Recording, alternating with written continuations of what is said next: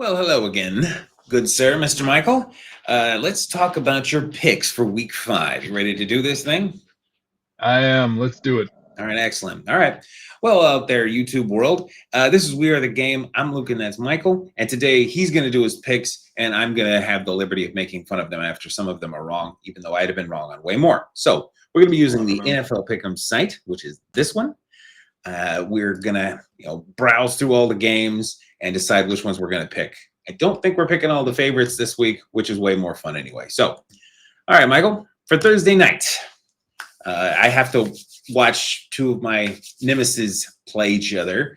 I'm kind of rooting for the Niners here just because I feel like it'll help me more in the long run. But what do you think about this game? It's pretty lopsided. Yeah, and I think rightfully so. I think that the 49ers are just so beat up.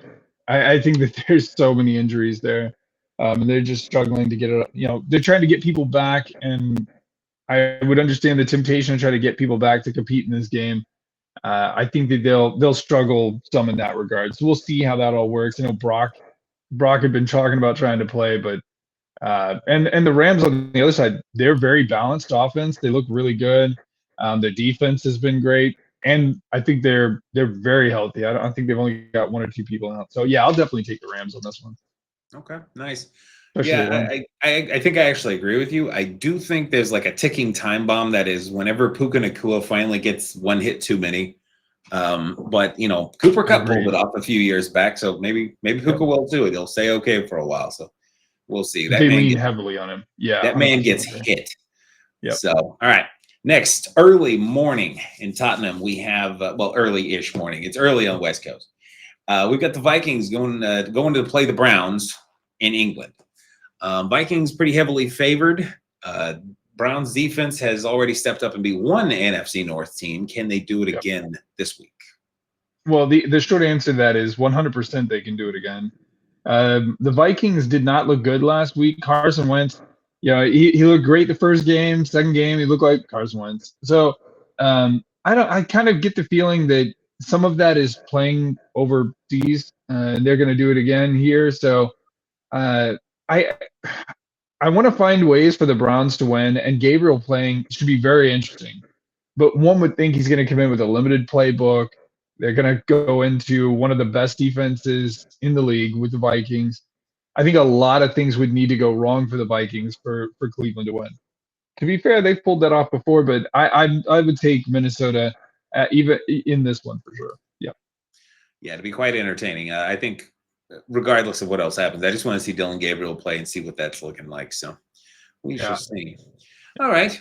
We got the normal early bracket on Sunday getting started. We've got Texans at Ravens, two dramatically underperforming teams for kind of different reasons, I feel like. Ravens still pretty heavily favored here. I don't think that Lamar is going to be playing, and of course they have other injuries happening as well. How do you have this one picked? This one's a tough one. I think that, like you pointed out, Lamar being out is a huge, huge factor here. But the bigger factor is how bad that defense is. The Baltimore defense is really and truly, I say it every time we end up talking about them, they're inexplicably horrible. They're the worst in the league at giving up points, even against mediocre opponents. So, and Houston's had its problems for sure, which is why they're 1-3. Their defense is not one of those problems. So I think here comes Cooper Rush, who I love. I think he's great, but I think he's got a real uphill battle outscoring the number of points the defense will give up here. I actually have Houston taking this one in Baltimore, just with all of the injuries that Baltimore is facing, a lot of unknowns, and even more so the whatever is broken with their defense. The thing I do appreciate about them is they do make the Cowboys defense look a little better. Right. So that's about it. What do you think?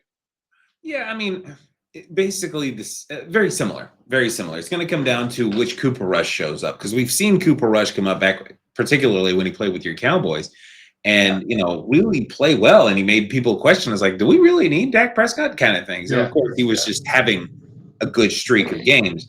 If he has that kind of play again, they'll win this one pretty handily, I think. Even if it's a lower scoring game, was fairly careful with the ball. And so as long as he doesn't turn it over, he'll keep them in that game. And I don't think Derrick Henry is going to keep on turning the ball over at that crazy ratio. So they have a good shot here, but yeah, it's pretty close. I certainly don't see this as lopsided as this pick'em site seems to. So Yeah, we shall see. All right. Now, this one, speaking of very even or uneven, this one is very even. We've got the Dolphins going to the Panthers.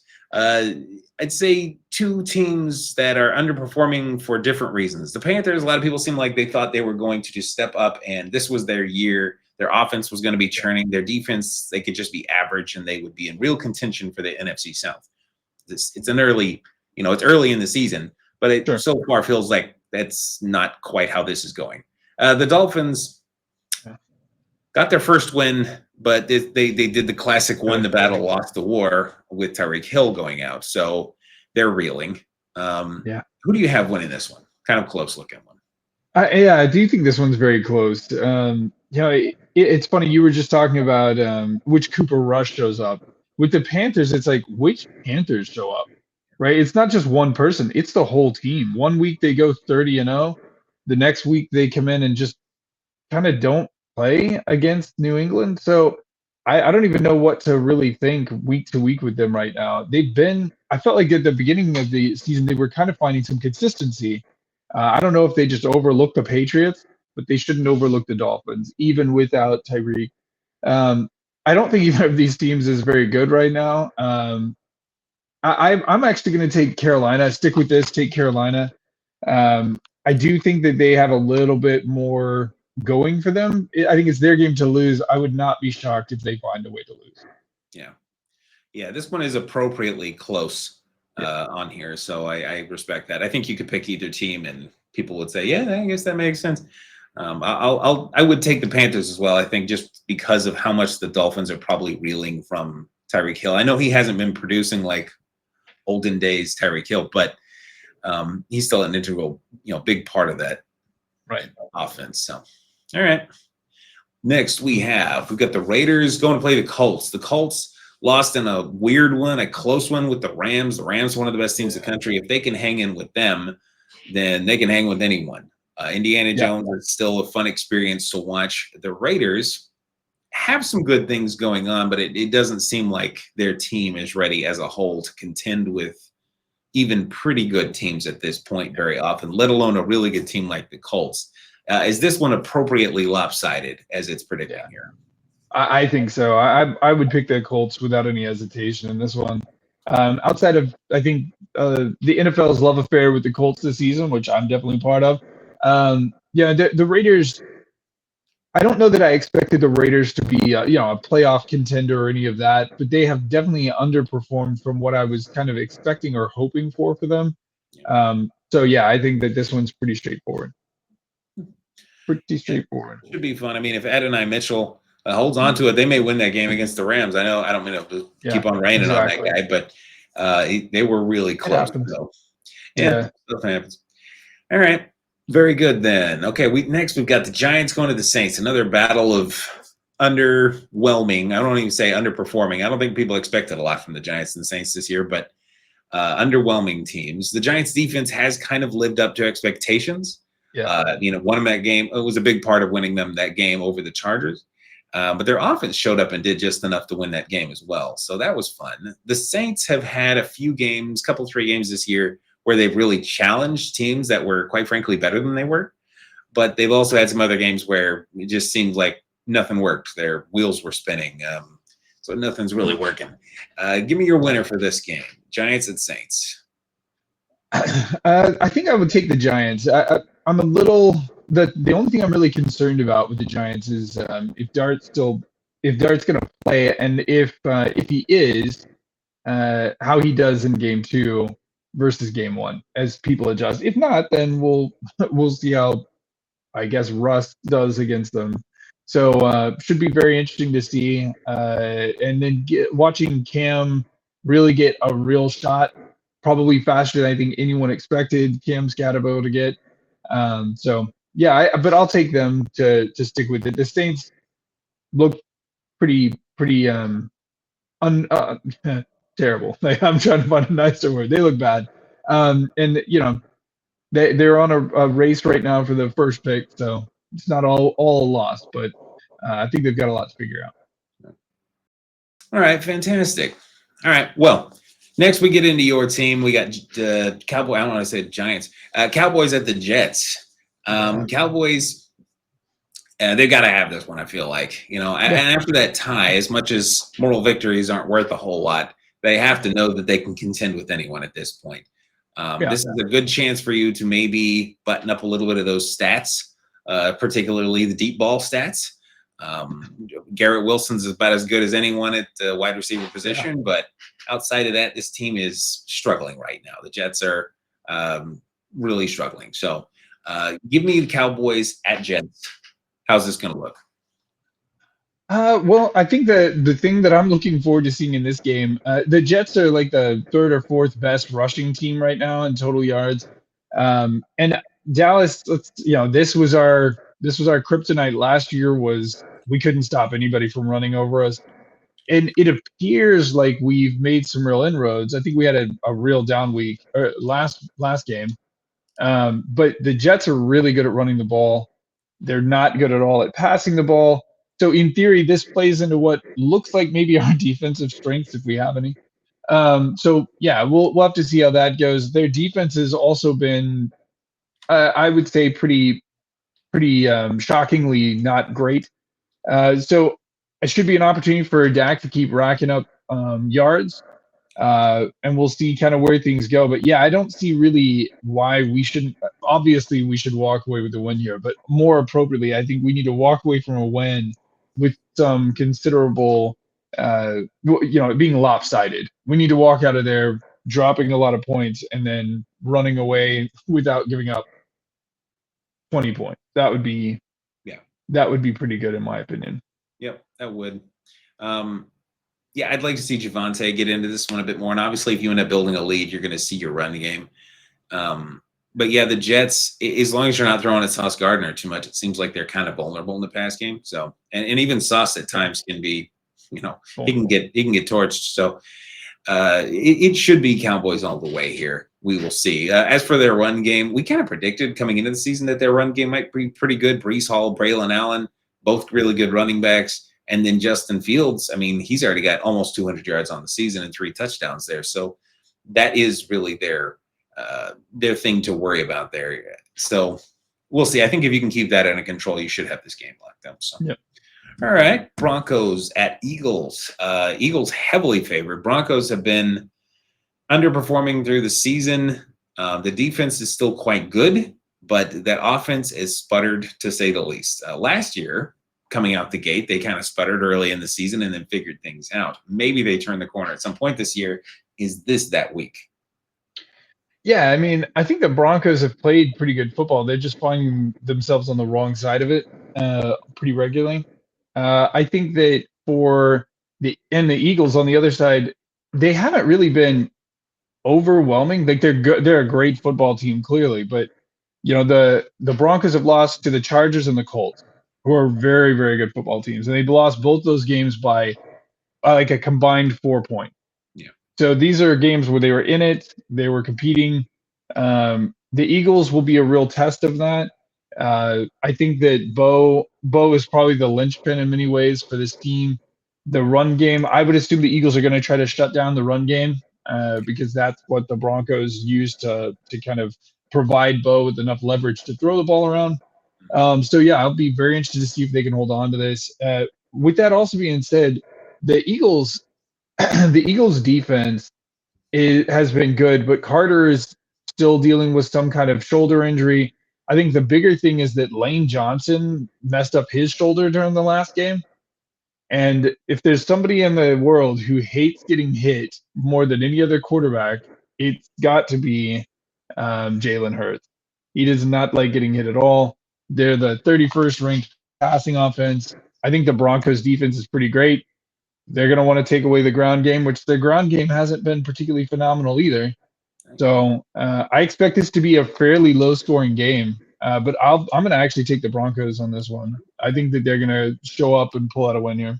Okay, well, that'd be quite the upset. So, but it'd be great for the Broncos to kind of right that ship for the year. So we'll see what they do here. Well, pull out one of these close games against a good team. So right, yeah. So it's we'll hope.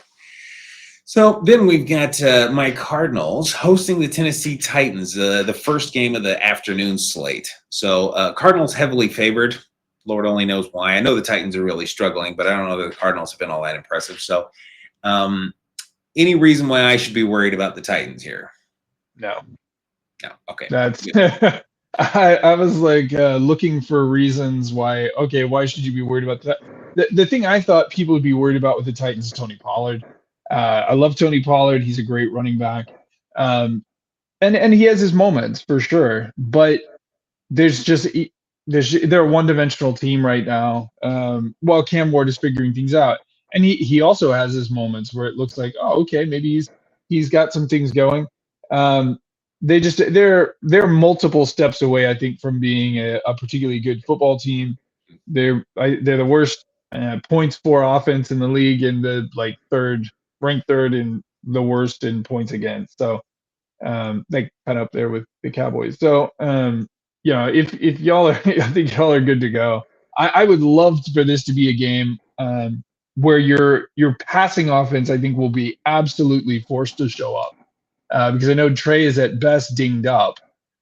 So I think y'all are going to have to throw the ball around. People are going to have a real opportunity to try to figure things out, work on some things. And I really kind of hope that they broaden the playbook and hey, let's run some stuff and get it nailed down. But yes, I think the Cardinals, even if they make mistakes, should walk out of there with a win against the Titans. Hopefully, I didn't just set y'all up. Well, I appreciate that. It's knocking all the wood in the world. But it ought to go just like that. It ought to go pretty much just like that. I do think our bend but don't break, give up a lot of yardage but not a lot of points is going to be frustrating at times. I think the guy I'm watching, if I'm watching the Titans, is a guy named Elik Iomanner.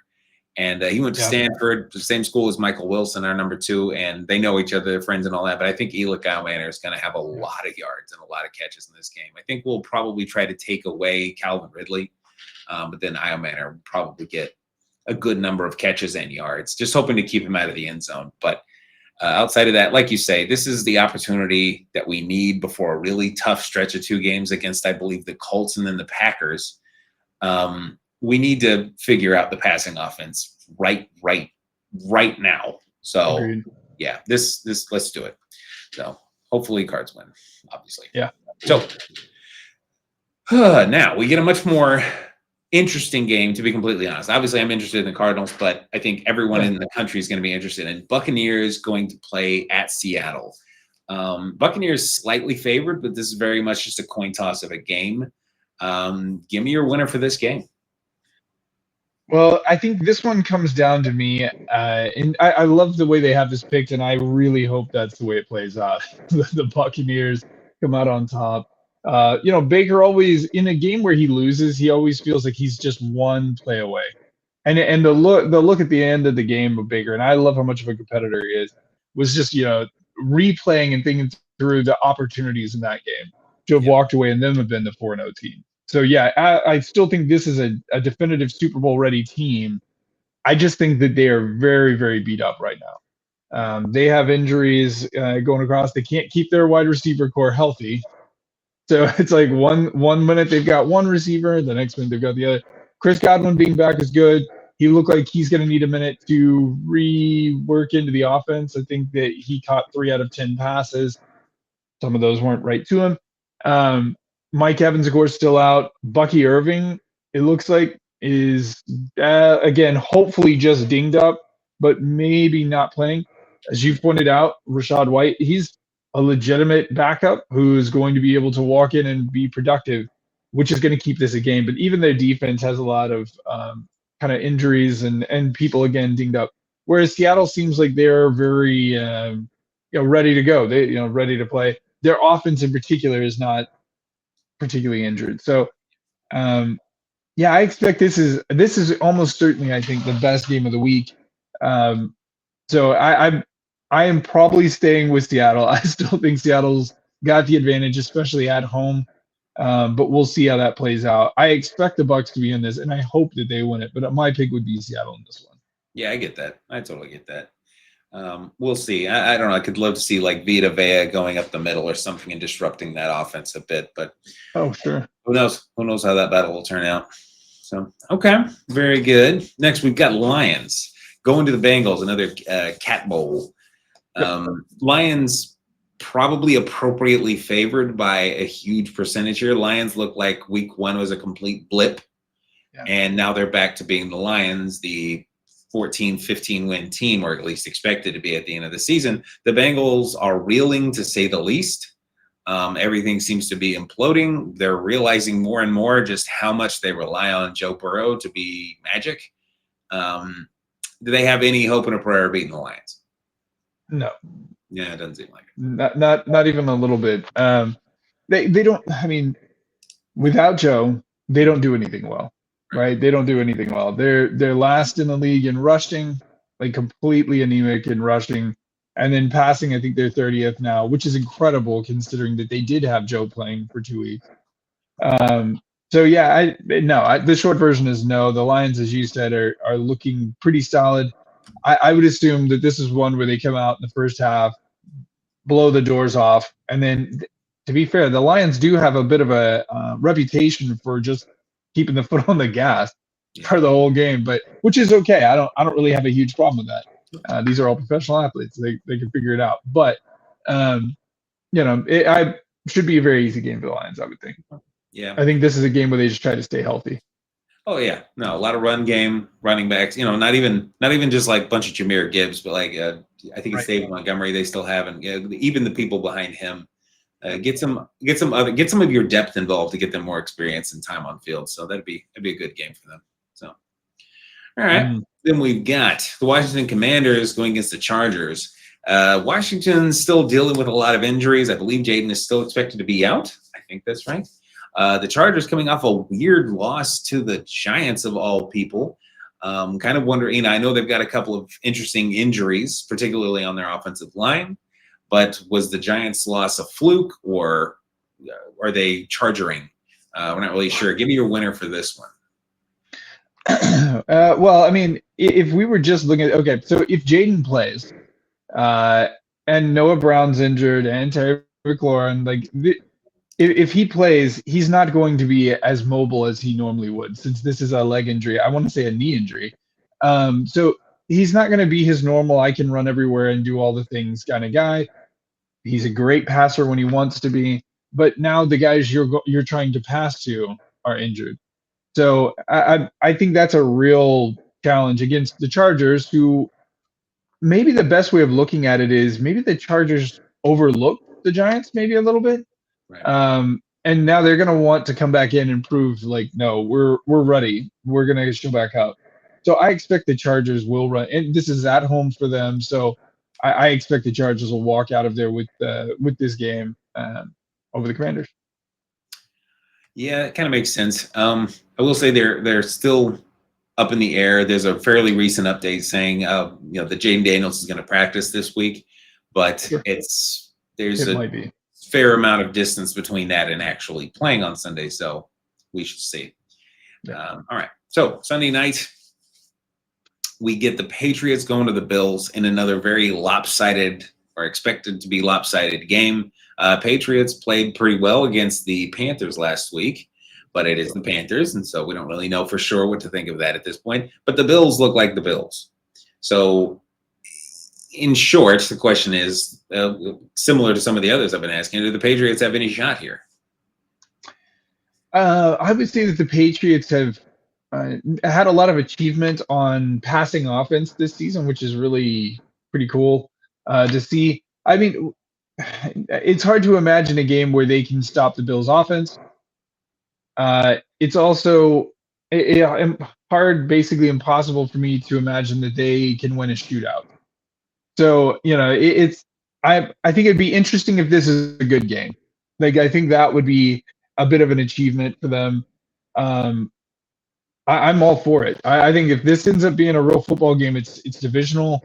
The Patriots have taken a step forward for sure, for certain. In other divisions, they would be leading those divisions. Yeah. So they have definitely taken. I just think that right now the Bills are not injured. They're healthy. They're playing really good football. Unless they overlook their division rival, which seems unlikely, I expect that the Bills will come out to play.